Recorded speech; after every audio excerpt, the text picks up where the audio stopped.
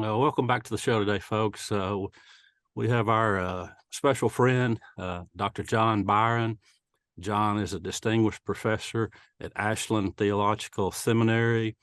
He's previously been on to discuss one of his books, A Week in the Life of a Slave. And I guess after that conversation, John sent me a piece about some work that he has done that's of interest to him. It's about Cain and Abel, a story that everybody's familiar with in the Bible, Christians, non-Christians, and how it has influenced music, musicians, from Bruce Springsteen to John Mellencamp to Cher to the Indigo Girls and Prince and so forth. So we're going to let John enlighten us today and share about culture, music, and Cain and Abel. And John, look forward to the conversation, brother. Yeah, thanks, Ken. I appreciate you having me back on and chance to talk with you and perhaps share some interesting information with your listeners that they may not be aware of. So, Yeah, well, I'm certainly it's going to enlighten us. So, how did you get interested in this topic?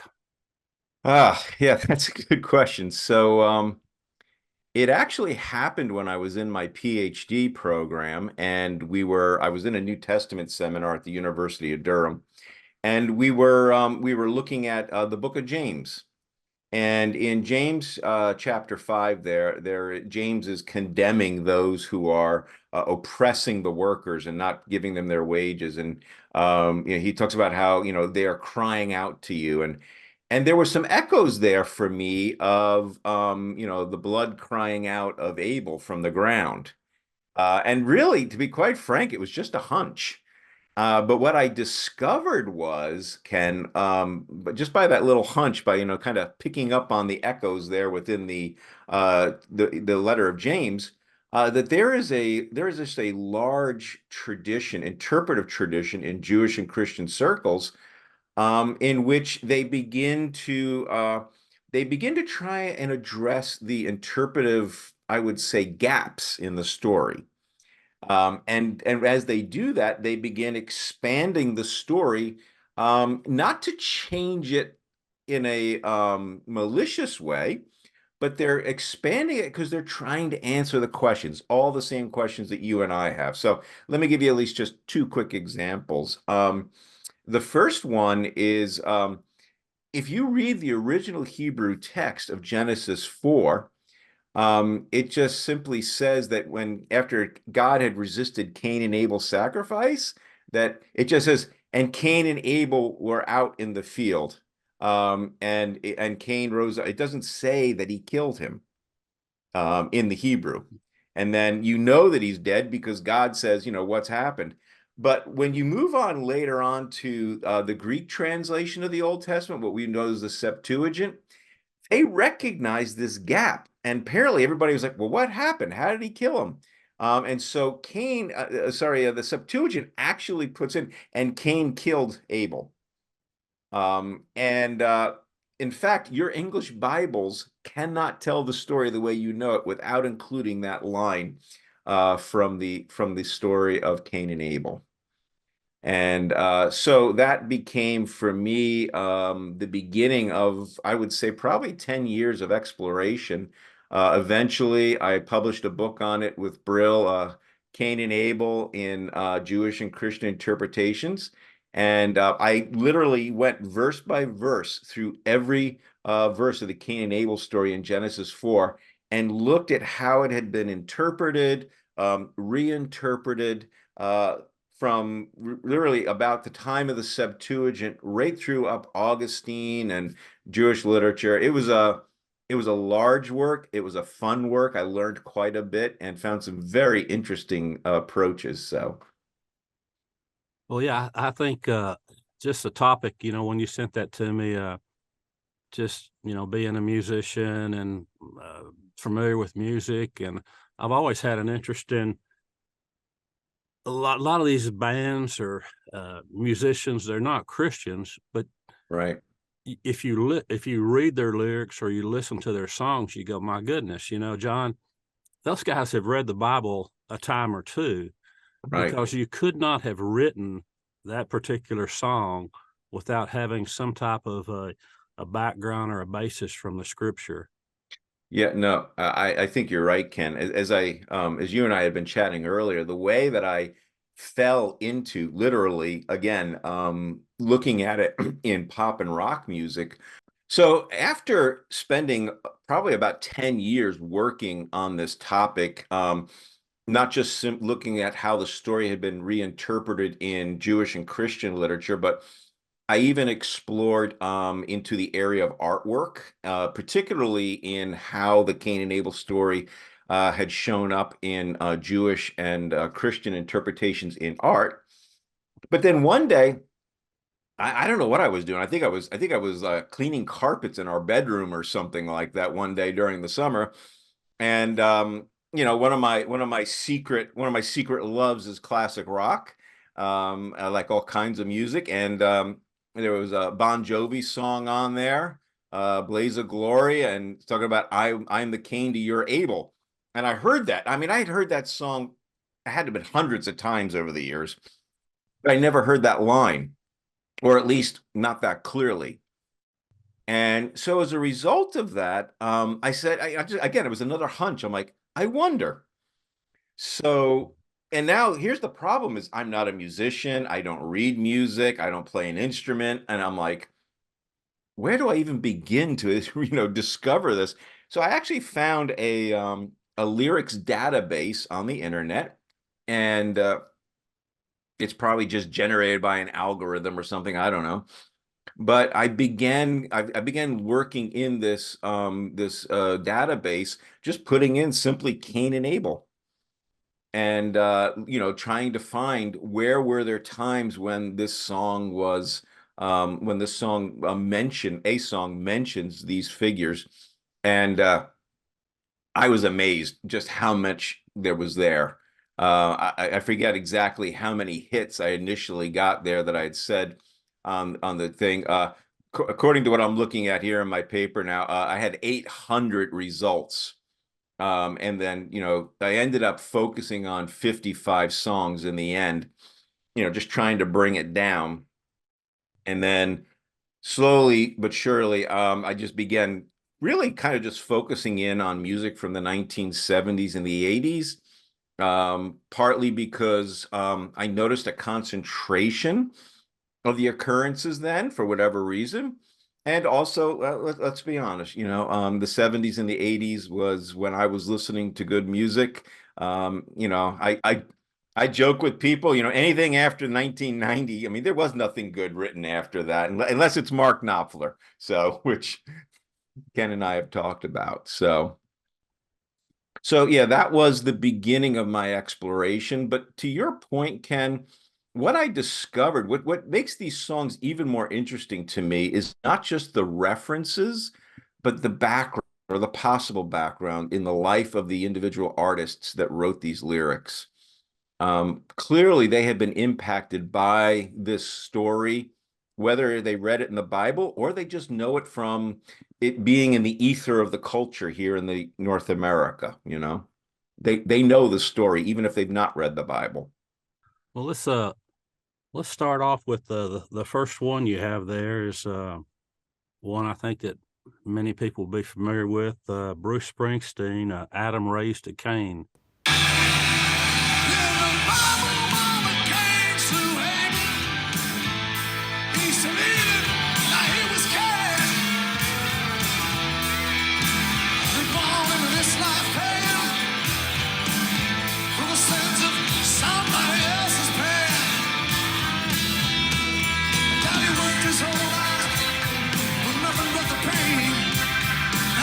These empty rooms, looking for something to blame. You inherit the sins, you inherit the flames. Adam raised the Cain. Yeah, so a 1978 song, Bruce Springsteen, he comes in, he is talking about how Cain had killed Abel and was cast out into Eden.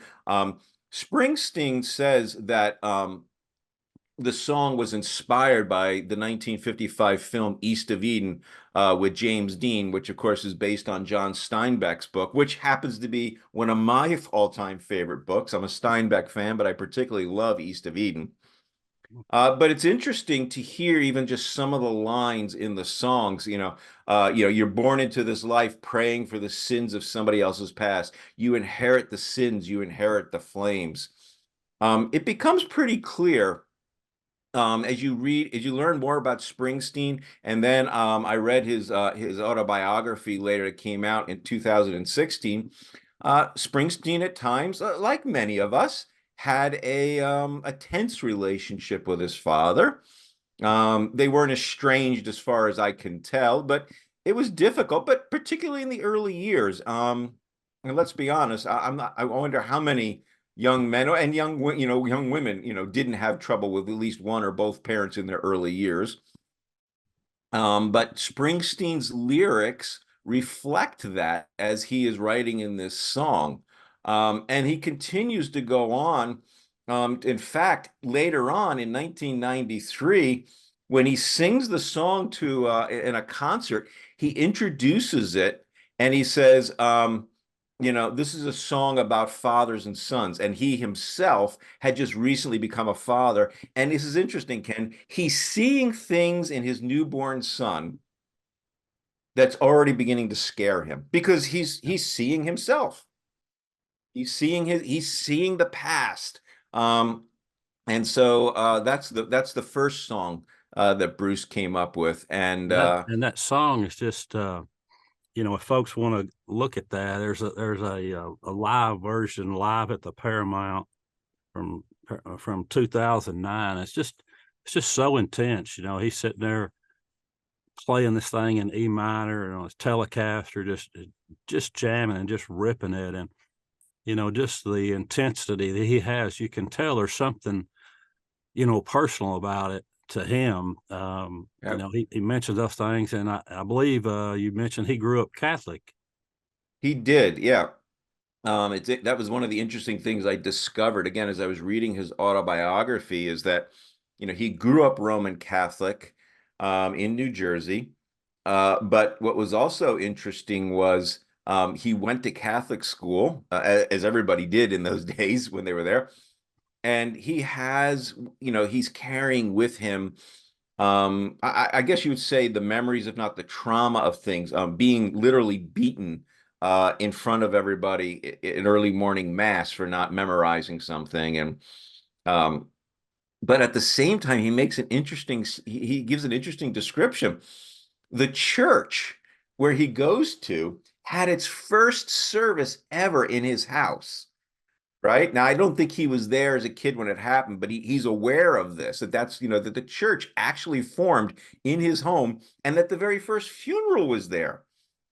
And so for Springsteen, I mean, he even comments, he goes, I can't escape the church, whether I want to or not. And I just find that is so interesting, particularly in the Cain and Abel story. There's something there he can't fully escape, even if he wants to.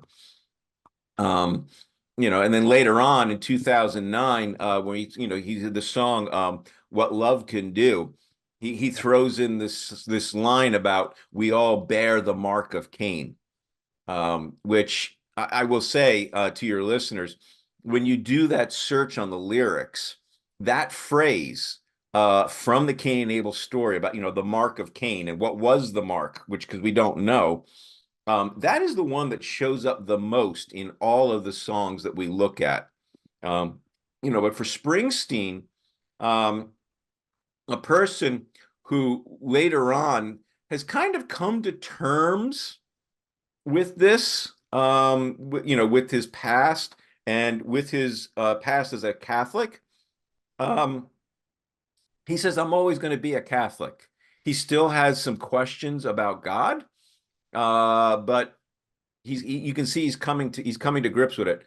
But to your point, this story is part of the internal landscape of Bruce Springsteen, I would say. It's like an old friend for him, this story. It just keeps coming up, and it's how he frames his life, particularly between fathers and sons. Yeah, and I think he mentions, he says, once you're on the Catholic team, you're on the team. Yeah, you can't get off the team. Yeah. Yeah, and he says, as strange as people may find it, he says, I have a relationship with Jesus. Yeah. Yeah. He admits that he doesn't see Jesus to be quite as powerful, as others, but yeah, you kind of get this sense, and I've seen this with other people. He is rejecting the formal trappings and even the abuses that he has witnessed and experienced through religion, but he's not ready to give up on God yet. And I admit wholly that I am putting words and thoughts into Springsteen's mouth here, but I'm taking it based. I'm surmising this based on what he had said in his autobiography. So Sure. Yeah. Yeah, there's just Springsteen is just one of those artists that he has just such a passion and an intensity. His live performances are pretty much legendary. For people who have gone and seen him, they said, "Man, that's like one of the best concerts I've ever seen." Yeah, in fact, one of my friends just last week, he lives in Sweden, and apparently he went to a Bruce Springsteen concert last weekend. So I didn't realize Springsteen was touring in Sweden right now, but apparently he's there. So Yeah, yeah. Well, I saw a clip. He was I guess he's running through Rome, but he was playing Circus Maximus in oh, Rome. So Stephen Van Zandt and him were being interviewed. Well, the next one that you have, moving on from there, is John Mellencamp. yeah. Yeah, so John Mellencamp, of course, we all got to know him initially as John Cougar. All right. And and he actually lives just a couple hours from where I live. He lives across the state line for me in Indiana. And Mellencamp has always had this blue collar, I'm the normal guy attitude. And in fact, from what I understand, it was not unusual for students who attended Indiana University to see him walking around on campus, talking to people. So this persona that we all have gotten to know from him through his songs, Little Pink Houses, even Jack and Diane, these were the songs that we grew up with as teenagers, that really left a mark on us. It identified our own existence at the time in a way that I don't know that we could have. So I was surprised, I admit, to find so many references to Cain and Abel in his music. Yeah, a guy who writes Jack and Diane and and other things. I just was not what I was expecting. But from the very beginning in 1978, he talks about, and again, the lyrics are unusual, Ken. You hear him saying that, Cain and Abel and their old man playing croquet in the backyard. Two guys beat up the sole survivor. I'm like, what is this? These lines, but they've got to mean something to him. Later on in 83, then he gets, now instead of just a line here, it's like, the croquet line is you almost wonder if he was recalling a childhood memory that he was framing with the Cain and Abel story. But later on, I noticed there's a very interesting thing about the story is that he begins to take on for himself the persona of one or both characters. So in 1983, in A Warmer Place to Sleep, he says, well, I've seen the heart of darkness. I've read the writing on the wall, and the voice out in the desert was the voice out in the hall. And then he goes, once he called me Abel, and once he called me Cain, and for 40 days and 40 nights, I slept out in the rain. It's full of biblical imagery. Oh my gosh, yes, the voice out in the desert. Cain and Abel, 40 days, 40 nights. It's got to be, sleeping in there. It's got to be referring to Noah. So yeah, and then as you just keep going on, and the songs, they're not like every year. But then later on, like almost 10 years later, he now has a song called Brothers.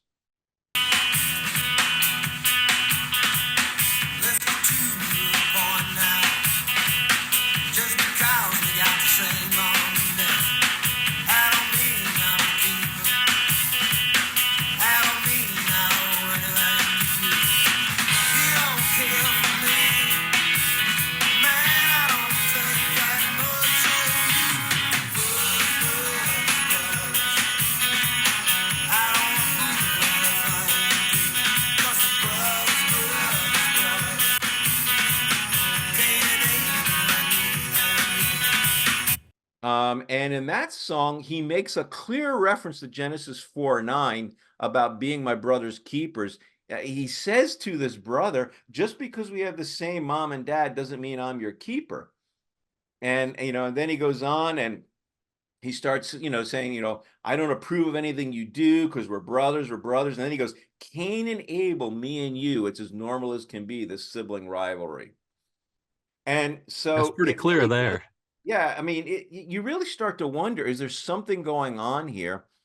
And then finally, Mellencamp in a later interview, and I'm trying to see what year it was. Actually, it was, well, it was an undated interview, but I found it in 2019, I guess it was. But he said, he says, you write songs that have the ability to connect with you on a powerful level. And then he says, I have two brothers, and one is younger than me and totally different. He goes, that song, it's probably about me and my younger brother. And he goes, it's interesting. I didn't know it at the time that I wrote it. I thought it was more about Cain and Abel, but as it's gone on, I realized that's what that song is about. And it's interesting. That brother that he's talking about, his brother Ted, actually had managed his tours for many years and then passed away suddenly in 2016. So again, here's another personal aspect of the story for him. And the story is just such a passionate story, Cain and Abel. And so, men like Springsteen and Mellencamp, who are artists and probably had that kind of temperament about them, creative, just really flows right into their writing. No, it does. And I think this is an important point, Ken, that we have to keep in mind, particularly living in a Western culture, is even people who don't read the Bible, yet they are here and they have absorbed the stories of the Bible, whether we realize it or not. There are those stories which are they are perennially used by us in society, even if it's just the references. Cain and Abel. I mean, the story of Noah's Ark. His allusion there to raining 40 days and 40 nights. Kids know that story because, let's be frank, it's a tragic story. Yet we make wallpaper out of it for kids' nurseries, and Noah's Ark play sets and playmobiles, and we don't recognize sometimes, even if we're not followers of Jesus and readers of the Bible, how much the stories of the Bible have become a part of our life and our culture. So, Yeah.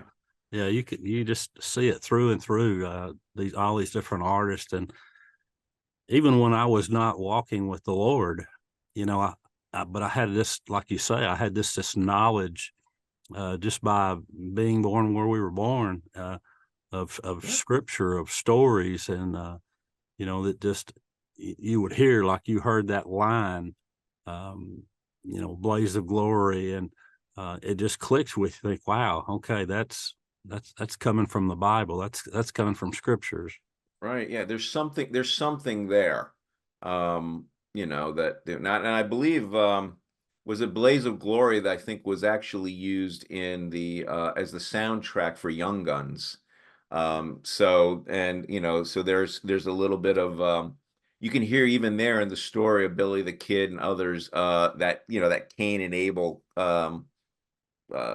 competition, if you will, that's there. And let's be frank, story has the power to help us identify within ourselves and without.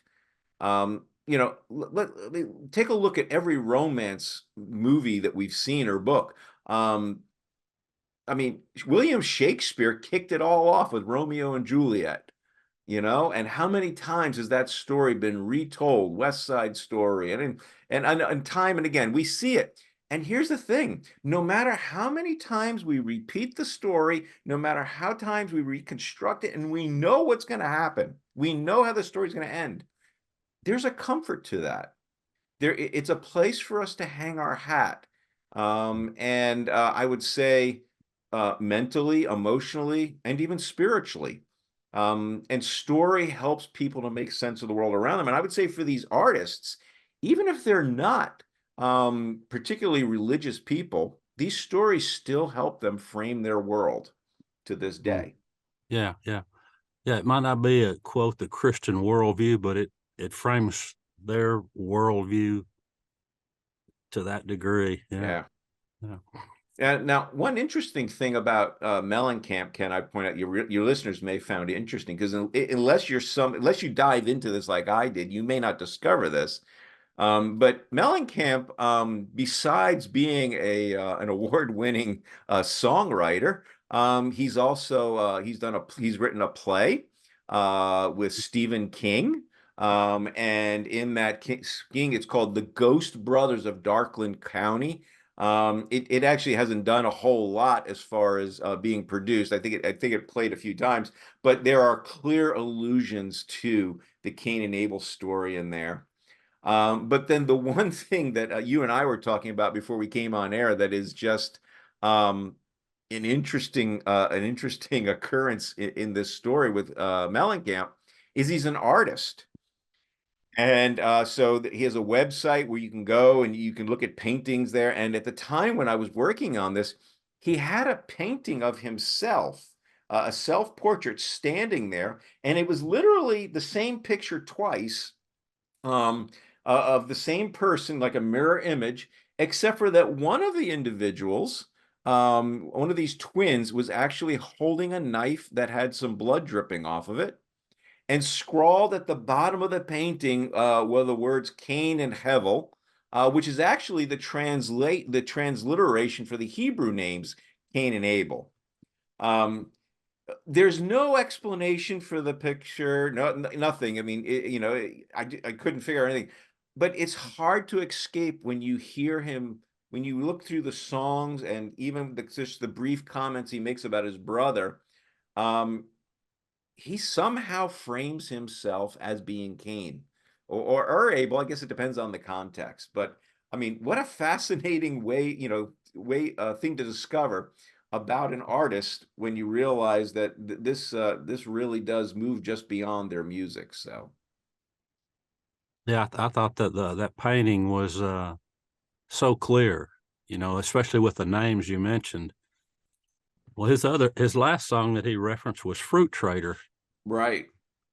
Yeah, and in that one, he's sitting there and again, I can't say I actually knew this song before I looked it up. And it's probably not one of my favorites. But it's interesting there, him and these two brothers, Cain and Abel, they're in the business of selling watermelons, trying to get them picked before they burn up in the sun. And one brother kind of mouths off to the other, so Cain rose up and slayed his brother, and he makes this comment: the human soul and violence sometimes can be the next of kin. And then feelings of moments of desperation when the lowest dimension of the animal is let in. He's using the Cain and Abel story to reflect a feeling I can identify with, those moments where anger turns into unexpected violence, perhaps, or maybe expected, but or I would say uncontrolled, and that it's only later you realize that this thing comes out, but you realize it's not something as easy to escape. It's your next of kin. So yeah, Mellencamp it was an interesting, there's not a whole lot out there about him personally. He tends to be a somewhat private person in that way compared to Springsteen. But nonetheless, it's amazing what you can find just by digging through the songs in his personal life that you can find. So Yeah, the next artist that you discussed, and it surprised me that he would be in this list, was Prince. I have to tell you that was very surprising. Yeah, because Prince. Oh my gosh, if there was ever a figure in pop and rock music that you know, church leaders and parents held up as the epitome of the devil's music, it was Prince. gosh, man, I mean, highly sexualized lyrics and performances. A brilliant musician, my gosh. I mean, it was because of him that Tipper Gore, Al Gore's then wife, started the. Remember, now we have these warning labels on music, and it's interesting. I mean, I would think that this would have been something that came about as a result of death metal, and I grew up listening to AC/DC and Quiet Riot and that. And it wasn't because of them. It's because she clearly heard something. I wonder if it was one of her kids listening to the song Darling Nikki, which is pretty intense. And, that was it. So, but what's interesting about Prince is we all know him as this person and his tragic death. I do have to say, he had to be one of the most brilliant marketing people out there. When Prince sold his name and his rights to his music to Sony, and he wasn't, and everybody thought, this is silly. What are you going to do? And what did he do? He adopted a symbol as his name, and it was unpronounceable. And so what he did was he forced everybody to refer to him as the artist formerly known as Prince. So he kept his name. I mean, this is a brilliant person, if not troubled. So anyway, I've always found that part interesting. But what a lot of people may not know is there was also a very deeply religious side to Prince. And as I discovered this, it was just, again, I came to have a different appreciation for him. He was raised as a Seventh-day Adventist. But then later on, somehow he became converted to become a Jehovah's Witness in 2001, started attending the Kingdom Hall there in Minneapolis. But this was the one that I really couldn't believe. He would disguise himself and go door to door, like we all experience this. The two people come to our door, we knock, and we're like, oh gosh, it's the Jehovah's Witnesses, and we make a joke about it. Prince used to disguise himself to go out and do door-to-door evangelism so he could participate. This is not a person just merely flirting with religion. This is somebody who has a deep interest and commitment to it, even if I don't completely understand all of it. So, Yeah, I found that interesting that he would, go door to door. I mean, that's like you said, that's getting committed there. That's not just saying, well, I believe this. No, I believe it enough that I'm going to go tell you about it, John. yeah. Yeah, I mean, yeah, again, you just can't imagine that, and people that reflect on what few friends he had. When I say few friends, I mean, my understanding is he didn't have many close friends. This is a person who clearly had suffered over his life from bouts of depression, and other mental illness challenges, and he would be calling these people, and he's still talking about God. He's still trying to reflect how his own life fits into all of this.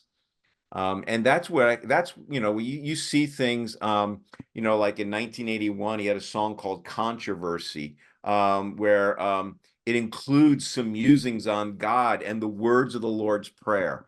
I didn't know this song. Again, by the time I was listening to Prince, and it was only because it showed up on the radio. I mean, Purple Rain, the movie was out. He had a really cool purple motorcycle.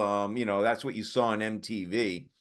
But there's this other layer to him that we haven't fully appreciated. And then later on in 1987, he actually wrote a song called The Cross. Like a day, stormy night. No love, no home inside. Don't cry, for he's coming. Don't die without knowing. Encouraging people to remember the cross in the midst of their sadness and crisis, which seems to me to be not only good advice, but personally reflective of his own struggles. Yeah. So. Yeah, you see him perform that live, and he's got a cross, whether it's shot in by light or whatever, it's on the side of his face, and he sings it like almost like a minister, an evangelist, like this is the cross, like you're talking about, remember it, pay attention, and that. Yeah, And yeah. then you No, talk about his loneliness and depression and just friends, or whether he was isolated and so forth. But his song "There Is Lonely," man, that'll make you depressed. There is lonely, and there is lonely, and there is how I feel right now. Perhaps only Cain, when he slain his brother, could ever come close to knowing how. It will. That's the song where he mentions very clearly the Cain and Abel story. And Ken, had you heard that song prior to reading my work? I have not. Yeah, neither That's did not I. that's not one of my top 10 Prince songs. I wasn't aware of that. I wasn't either. And I'll tell you, when I discovered this, I actually went and bought it for like 99 cents on Amazon so I could listen to it. And I haven't done it for a while, but I'll admit, um, even though the song is, it's just this mournful ballad that he's singing, um, there's something attractive about it to me. And it really does express the depths of loneliness and isolation that he felt, and maybe that we do. For your listeners, let me just, read the lyrics. It's not a very long song, No, it's not. but it's No. powerful. It says, "Is it me, or did the room just get darker? Is it me, or did I just lay down and die? Is this a dream, or did the world just crumble at my very feet? How in heaven will I ever be all right? There is lonely, and there is lonely. And then there is how I feel right now." So, I mean, he says there's two kinds of lonely, and then he's even lower. And then he says, "Perhaps only Cain, when he slayed his brother, could ever come close to knowing how." Um, wow. Now, when I actually worked on this paper, and Prince had already passed away, Ken, and we had heard the story of how he had been found there, alone in his home, isolated. Um, this song, even though it was actually recorded many years before that, um, it just really spoke to me of the depth that he felt and his religious knowledge, the way he's there. He's searching. As I would say we all are, even as followers of Jesus, we are continuing to search for meaning. And Prince, like these other artists, found a way for the Cain and Abel story to help frame his life, or at least part of it. So it's interesting. The song was actually recorded sometime in the late 80s or early 90s. And then it just languished for a while. And then eventually he published it then, actually, when he was able to get back the rights to his music. He then published it just 2 years before he became a Jehovah's Witness. So, he dies there in, he told a friend years later that he had known, that had seen his sister for over several years. He says, he says to her, "You guys are like my family to me and my blood relatives." The people around him that had been dying, right? Family and that. He was grasping for wherever he could, but this loneliness, it really does express the depth of his loneliness. And it would be like, I mean, imagine if one of us had killed one of our siblings, our only sibling. There wouldn't, I mean, I suspect there would not just be grief, but yeah, there is a loneliness of, oh, what have I done? it's almost like sometimes I wonder about Mellencamp and him in that artist's picture of painting himself as a twin. Cain and Abel as twins. Yeah. And we often hear about the depth of loneliness and despair that twins go through when one dies because they've been so close for their whole life. But yeah, the Cain and Abel story in Prince was just I never saw that one coming. So No, and those lyrics are so thoughtful. You know, that's not a person who has a surface knowledge of scripture. no. He has to know more than just a little bit about the story. I mean, he has thought this through, and he's reflecting on his own, isolation, loneliness, depression to pen that. Yeah, and one of the things I think we don't often think about when we think about the way that biblical narrative becomes a part of our life is as children, we pick up parts of things along the way, and for whatever reason, they stick. I'll give you an interesting example. On Sunday, the church I attend, it's a more liturgical church, so we follow the lectionary. And so this week, the New Testament reading in Mark chapter 6 was the beheading of John the Baptist with, Herodias's daughter dancing and all of that. And immediately after the reading of the gospel in our church, we always then have a children's sermon, and the children come down. And so when the pastor invited everybody to come down, the lady next to me looks, she goes, well, that was quite an interesting introduction to a children's story, a children's sermon. Yeah, because we're like, why would you do that? Why would you show that to kids? But, the fact is the Cain and Abel story is probably one of the most common stories told in Sunday school, at least when I was a kid, along with Noah's Ark, Adam and Eve, Abraham and Sarah. And those stories, because we learn them early on, we hear them, they really do impact us, and they become a way that we frame our lives. So, and I think that would help us too, because one of the things that I found where that showed up quite a lot, Ken, was not so much about the killing of Cain and Abel, but it was this story about the mark of Cain. In Cain and Abel's story, we have this reference here that God is going to put a special mark on Cain so that nobody kills him in turn. And we don't know what that mark was. And as a result, people, ever since the first time that thing was written down, people have said, well, what was the mark? How did they know? And that actually is the song that I found, that is the part of the story I found was the most. You can find this song referred to in lyrics by the Grateful Dead, Joni Mitchell, Kansas, Motorhead, which is not a group I ever really listened to, but White Snake. That's quite a diverse selection of people there. Motorhead, Joni Mitchell, Kansas, White Snake. But what was interesting, go ahead. I said, that's some extremes. It is. Yeah. But two that I found particular interesting, actually three.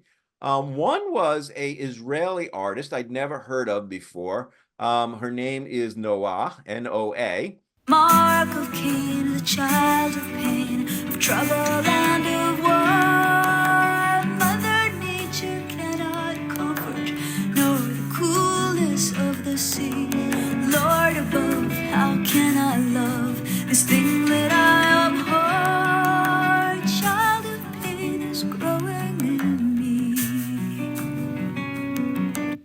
And she is singing this song talking about pain and the results of the past. And she keeps talking about how she keeps carrying the mark of Cain. And then similarly, at the same time, now and then, she'll talk about child of pain. And twice during the song, she'll connect the two, the mark of Cain, the child of pain. And then what you discover, and you only get this if you actually read the lyrics, because we often don't hear lyrics very clearly. What you discover is she's singing about an unborn child that she's carrying. She's pregnant, and that this unborn child is the result of a rape. And that it's something from her past that she cannot escape and will be with her forever. And I'm like, wow. So I don't know anything about this singer. I don't know her story, if this is one of her own or she's reflecting on something.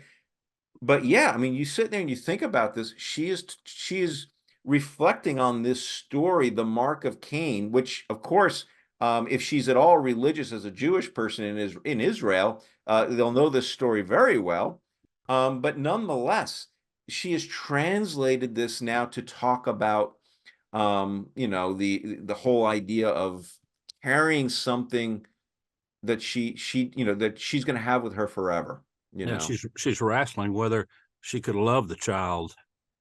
Exactly. There's that internal conflict with that, and will the child bear the image of the rapist? Exactly. And we've heard these stories before by women who are assaulted and raped and have chosen to keep the child, or they're from times when there was no choice, and then how they then have to, for the rest of their lives, they're going to continue to look at that child and remember what happened.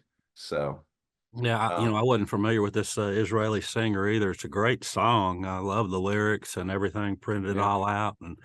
But again, I never expected to hear a song about rape and unborn child related to Cain and Abel. But Yeah, there it is. so yeah, the next one, not as a little more well known, is from the Indigo Girls, and it's this song, "Become You." I'm sorry for what you have learned. When you feel the tables turn, to run so hard in your race, now you find who set the pace. The landed aristocracy exploiting all your enmity. All your daddies fought in vain, leave you with the mark of Cain. And it was written by Amy Ray in the group, and she's reflecting on the fact that she comes from the North rural Georgia and the conflicted identity she has as a Southerner who's proud to be from Georgia, yet at the same time is struggling with the lingering pride of the Confederacy and the complicitness of her ancestors, perhaps, in that area. And so she goes on there, and at one point, she goes, "Our Southern blood, my heresy, damn that old Confederacy." And then as she goes through on, she goes, "The landed aristocracy exploiting all your enmity, all your daddies fought in vain, leave you with the mark of Cain." And it took a long time to become the thing I am to you, and that thing that she's trying to talk about is her struggle with the Southern heritage. And I think, again, since I wrote this paper, I mean, we've seen this even more. When I wrote the paper, we were at that point, we were beginning to struggle with the idea of what do we do with monuments? To what extent do we honor the past? Whether we were fighting on opposite sides, but how do we honor human beings? I mean, Lori and I just came back from a trip in Germany, and we see this going on there as well, where they are struggling with how do we reconcile, their participation in World War II. But they've also got World War I, where Germany was not actually the aggressor there. In World War I, they were just part of a domino effect of alliances, but they got blamed for the war. And so instead, we saw this monument where they just had a soldier, a bronze statue, and it was "To Our Fallen." And I forget exactly how they've worded it now, but they honored them a little bit more for World War I. In World War II, they simply acknowledged that they had fallen. And they're still, like we are in this country, they're still struggling with, gosh, these were my ancestors. I am who I am because of them, but what do I do about that? And so for Amy, for her, Amy Ray, this is her mark of Cain. She's carrying this, and I found it interesting. Nothing just to make it clear to your readers, nothing that I read about Amy Ray described this, but I found it was interesting that she was born in 1964 in Decatur, Georgia, only 10 miles from Stone Mountain. And of course, Stone Mountain has the faces of Jefferson Davis, Robert E. Lee, Stonewall Jackson. I mean, these are the heroes of the Confederacy. And whether we agree or disagree on that status, I understand why these people were chosen. Um, I was surprised, however, and my apologies to Southerners who are listening to me and you again, but I was surprised to learn that Stone Mountain was dedicated exactly 100 years on the day of Abraham Lincoln's assassination. I was like, that couldn't have been a mistake, but maybe it was. But I did wonder, because this is also the place where the Ku Klux Klan was rebirthed after it had fallen out of favor. And I can't help but wonder if her context there is just part of, seeing that monument there, which from what I understand, I've not seen it myself, but if I was there, I would go see it. But my understanding is, I mean, it's a place where they have concerts and picnics. It's in many ways a quote family-friendly place, but it's got this imposing picture of these heroes, oppressors, enslavers. And that's part of I think that's part of the mix of the mark of Cain that she's talking about that she carries. So Yeah, she's really wrestling with that yeah. that whole process. So yeah, a couple after that, Ken. I mean, yeah, there's a number one. There's some that I just didn't know them. I found them in movies, for instance, things like that. But the one that I would like to talk about, to finish off with about this section is the opening scene of The Talented Mr. Ripley. Yeah. Have you ever seen that movie? I have, yes. Okay, yeah, it's been years since I've seen it. My understanding is I guess they've come out with a new version of it that's now it's serialized, so it goes on. But of course, in the movie, the gentleman that is there, and I can't exactly remember all the characters' names. It's been so long, but eventually he ends up killing the other person that he wants to become. It's Matt Damon, of course, and Jude Law. I do remember that, and Gwyneth Paltrow, and William Seymour. Okay, I remember the characters. I just can't remember their names in the movie. But William Seymour, he figures out something's not right here, and he ends up getting killed. But it's this whole thing where he's trying to take over the persona of Jude Law's character and become him. And the stage is set where Sinead O'Connor sings a song, a lullaby for Cain. Cast into the dark,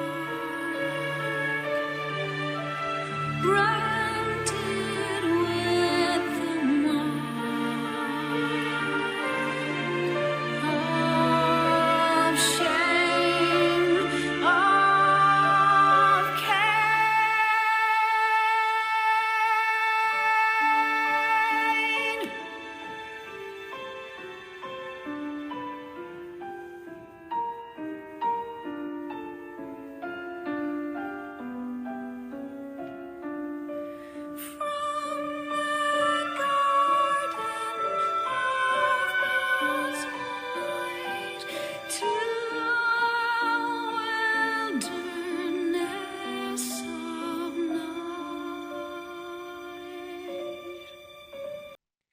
And when you read the lyrics of the song, what you discover is that the song is being sung by Eve, Cain's mother. And in the song, she recalls how Cain was envious, he was murderous. And during all of this time, all right, she's mourning his exile, his nightmares. My sleep is going to be constantly disrupted. And he carries this mark, this shame of Cain. So it's like Prince's song. I have to say, I find it attractive to me. There's something about it. there's something emotive about it. It just gets me in a part that I can't fully describe, and that's that. I guess that's part of the. I guess that's part of the power of music. You know, it sometimes touches us in areas we didn't expect. And I don't know. I know, of course, about Sinead O'Connor, who recently, within the last year or two, I think, took her own life after her son had done so. But she was somebody. I thought it was interesting that she was singing the song. You may remember her incident on Saturday Night Live, and it was in the late '80s or '90s where she got on Saturday Night Live and ripped a picture of the Pope in half. And that was really a defining moment for her career. And I don't mean a good one. You know, coming from Catholic Ireland, she received quite a bit of blowback because of that one. So, yeah. I would imagine so. Yeah. Yeah. Yeah. Sometimes the artists can say things and do things that they regret. Yeah, well, I think we all do that. Unfortunately for them, they've got a much bigger platform than most of us do. So, Yeah. Yeah. I just saw something, Trump's assassination attempt. Jack Black, one of the band members made a comment while they're playing out in the live audience, I wish he hadn't have missed. oh, yeah. And now there's just this huge blowback from all that. But yeah, the song right there, Lullaby for Cain, to me, that got me too, because I guess I just don't really think about it from Eve's perspective. No. I'm thinking about, from, Cain's perspective and maybe Adam's, but, I've just never looked at it from Eve's. And, cast into the dark, branded with the mark of shame of Cain, from a garden of God's light to a wilderness of night. Well, just vivid, powerful lyrics to that song. Yeah, and again, I don't know if Sinead O'Connor wrote that song or somebody wrote it for her. I can't remember, but nonetheless, it really does. It reflects, like you said, a perspective from Eve. And here's what's interesting about that. When I first studied the Cain and Abel story and how it was being reinterpreted, that really was, sometimes it was people, they were interpreting the story to fill in the gaps. Well, where did Cain get his wife? Whatever happened to Cain? The Bible never says that he died, so what happened? And so, but what you're discovering too is, the same way, just like the ancient interpreters, we as modern people, we have questions about the story. Well, what did Eve think about this? I mean, we never hear from Eve again, right? That's it. She disappears from the story. And so this song, besides offering a haunting beginning to the movie Talented Mr. Ripley, it also gives us a little more perspective on the biblical story. The Bible doesn't tell us everything. That's fine. It's not designed to, but there are other points. So Yeah, then you've got Cher weighing in on this. yeah, so Cher, this is my last song that I had looked at, and my last artist. Yeah, this one, we talk about getting yourself in trouble. Cher, this was a song that was clearly targeting the Roman Catholic Church at the time in 2000. And right, she refers, her song is called Sisters of Mercy.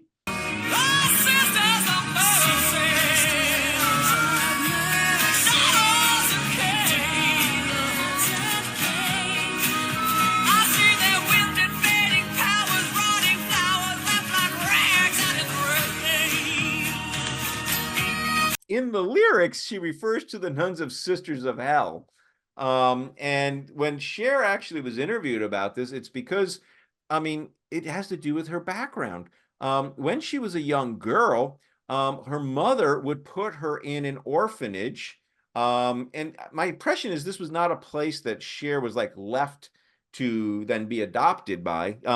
It was almost like they didn't have a form of daycare. So you could leave, her mother would leave her there at night while she was working, so she could make money. But apparently Cher's shares experiences there were not very good. And one time when the mother did come, the nuns tried to convince her to put the girls up for adoption. Said she was unfit. And then the nuns kept her, and it took her mother 6 months to get her back. Yeah, and so again, I don't know all what was going on there, but it's clear that this has made a deep and lasting impression on Cher.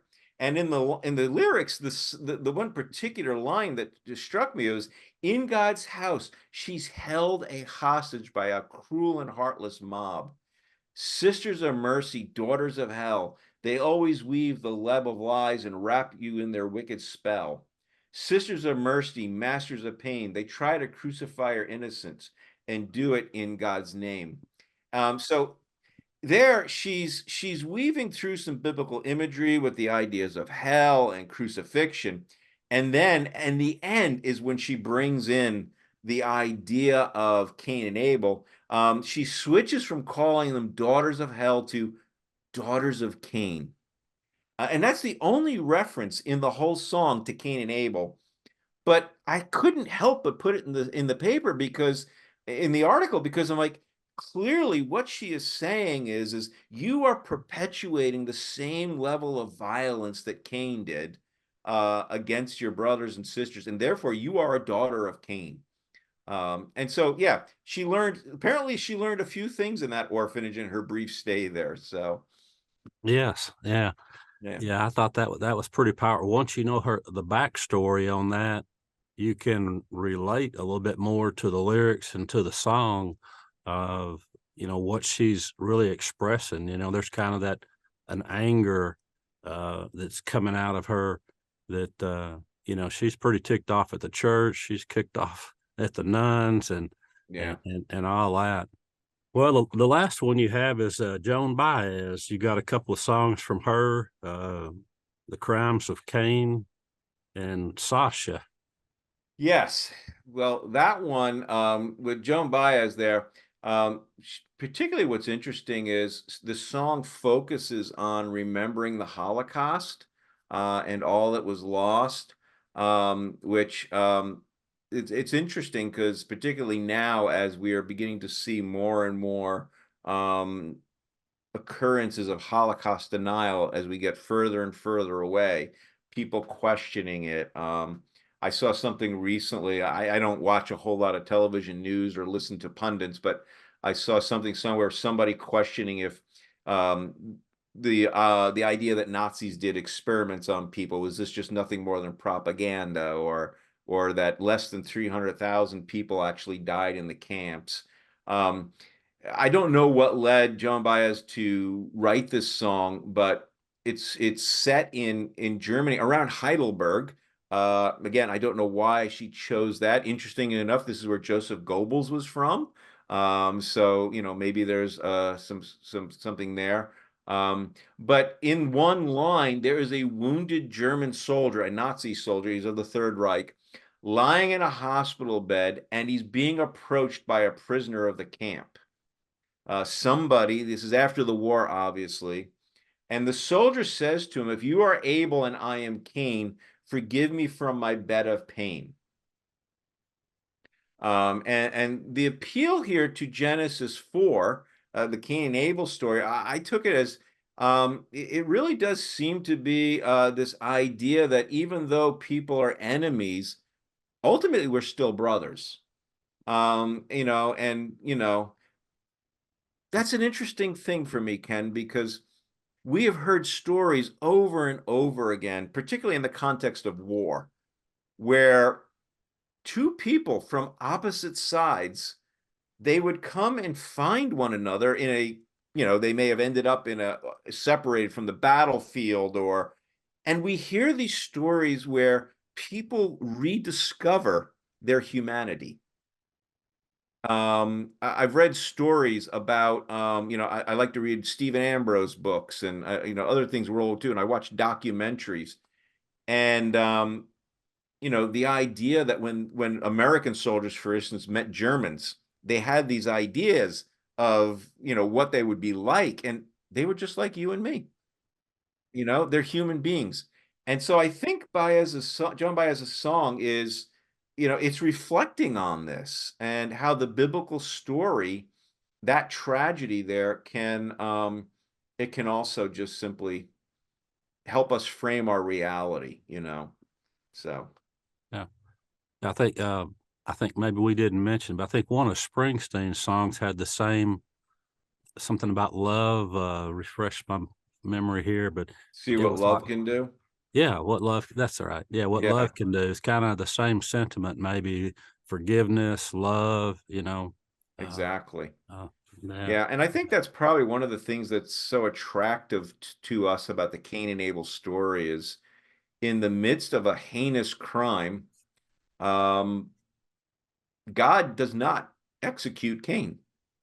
He offers him some form of protection, and Cain goes off and he lives. a lot of people have a problem with that. They do. They do. And in fact, you know, if it's all right with you and your listeners, I'd like to share something with you. I know we've got just a few more minutes here, but I'd like to share with you another way the song was interpreted by artists, if you will, but actual like graphic artists. And what I mean here is through artwork.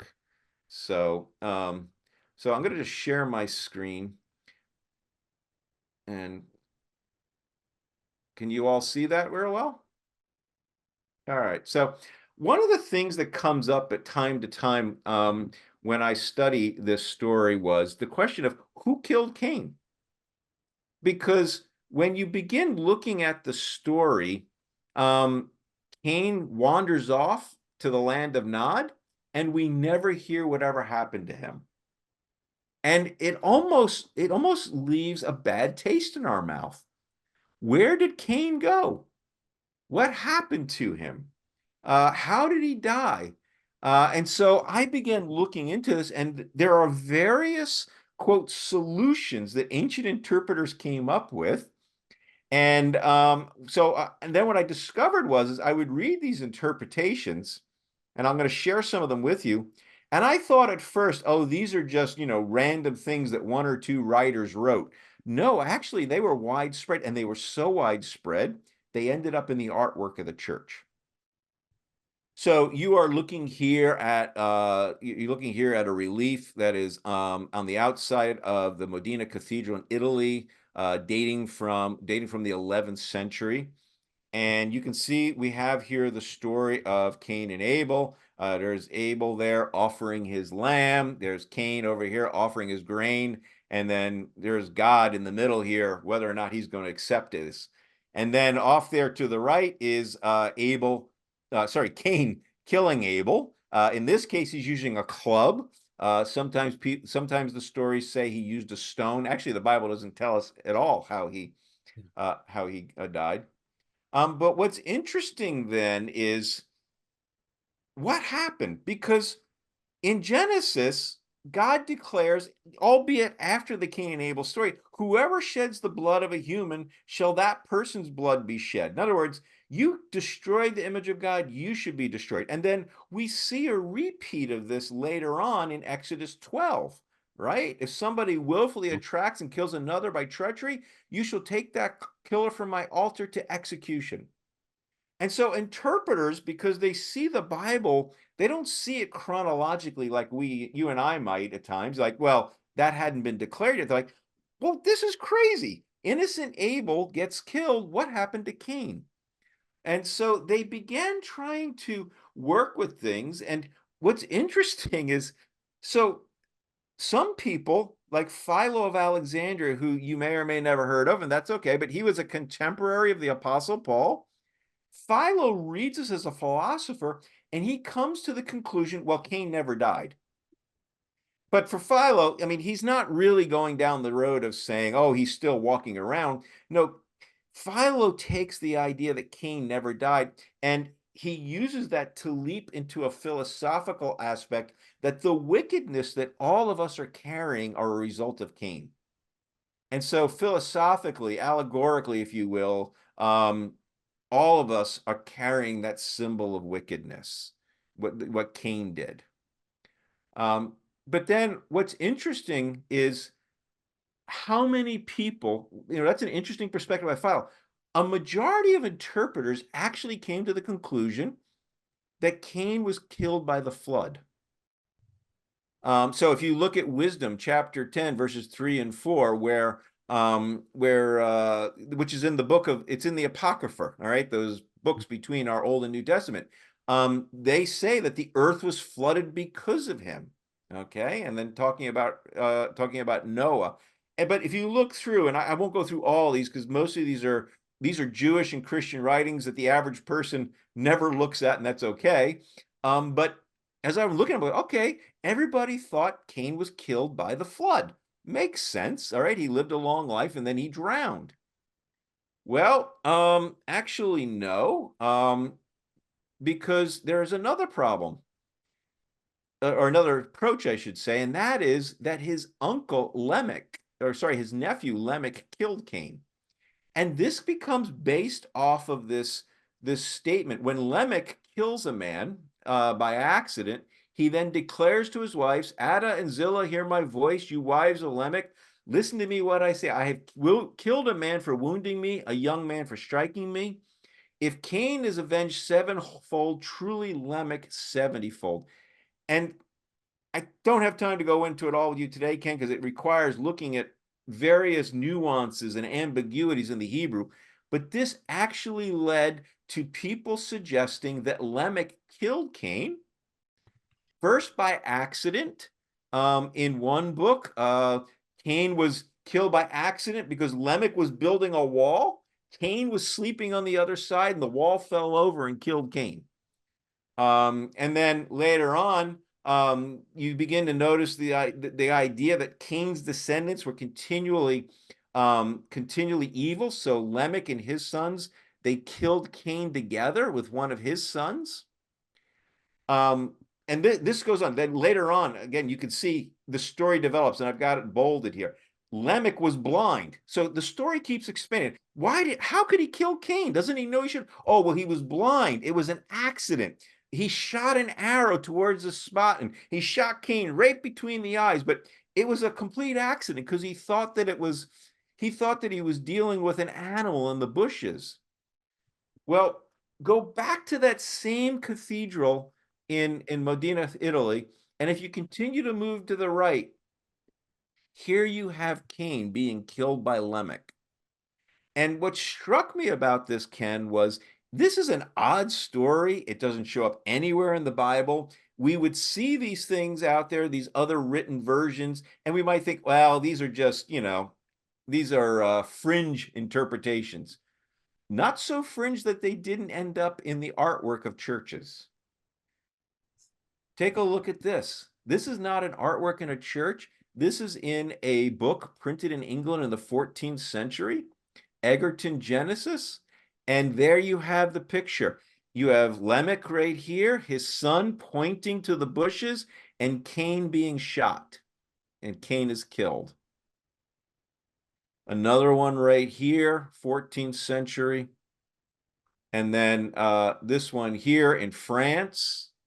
All right, this story only 500 years ago was very popular. And then here is the column of a church, of a cathedral from France. And here you have Lamech with his bow and arrow, and you've got his son pointing over to the bushes, and there's Cain being shot with the arrow. I show this to you because I want to just demonstrate the power that this story has had on artists and interpreters from the very beginning. And when we talk about the power of Scripture to form the narrative of our lives, it's been ongoing. And certainly, I don't think, I don't go around and preach the story that Cain was killed by Lamech, things like that. But it's interesting to me from the standpoint of studying us as God's people, how we try to make sense of the story so we can make sense of our lives. So that was just a little bonus I wanted to share with you today and your listeners. So Well, that's a great bonus. That's why you're the scholar, and you have done the research on that and done your homework. Yeah, I read your other paper on that, and I found that to be really interesting. You go into the words, or I believe Eve said, "I have gotten a man." The Hebrew word "ish," and Yep. the same word is used there. So, yeah, that's all good stuff, John. Well, great. Yeah. Well, man, I don't know how to close this out, but I'm just overwhelmed with the story and how people have used it in different ways to, to their situations wherever they're at in life. And yeah, from Bruce Springsteen to Mellencamp to Cher. I would say that probably just a way we can close it out, Ken, is I think particularly at this time in our nation's history where I mean it's not just the political and cultural tensions, it's even the role of religion in our society. And um I think we as followers of Jesus can use maybe not use it. I think we need to remember just to what extent the biblical narrative has framed us, whether we realize it or not, and that these can be opportunities to remind us and those that we're talking with and we're interacting with, just the influence that Scripture's had. Because there are people out there, and there's variety of approaches to this who find the influence of Scripture to be very negative, very positive, and I would say at times, the Bible has been used incorrectly, certainly. But I would also say there's a long, long history of positive influences, and the way that we have been able to frame our lives, um, like Bruce Springsteen said, I can't escape, I live here. He said that in his biography, about living in the house that was the church. And it's the same for us. We can't escape it. And the question is then, how are we going to live in that and allow the Bible to continue to shape our lives, to continue to shape our story? As North Americans, particularly in the last 100 to 200 years, the last 100 years, I would say more, we have really fallen into a bad habit of treating the Bible like an answer book.